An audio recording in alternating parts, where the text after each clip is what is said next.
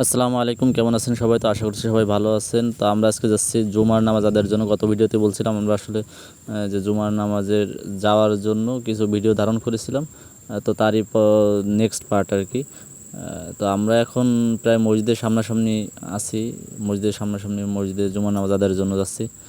তো এই রাস্তাটা ঠিক হচ্ছে গ্রাম অঞ্চলেরই রাস্তা।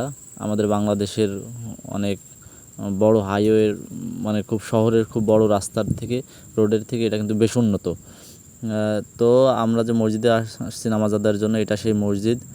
আর ইন্টারেস্টিং ব্যাপার হচ্ছে মসজিদের সামনে আজকে ওইরকম কোনো বিশেষ দিন না, হয়তো আমাদের বাংলাদেশে কোনো মসজিদের সামনে এরকম দেখা যায় না। এই যে গাড়িগুলো দেখছেন, এগুলো জুমার নামাজ আদায়ের জন্য যার যার পার্সোনাল গাড়ি নিয়ে সবাই আসছে। মালয়েশিয়ার প্রায় প্রত্যেকেরই পার্সোনাল গাড়ি আছে।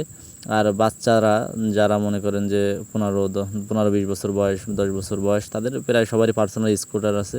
সবাই যার যার স্কুটার নিয়ে আসে। মালয়েশিয়া বেশ ধনী দেশ বলা যায়। আশেপাশের দৃশ্যগুলো বেশ মনোমুগ্ধ।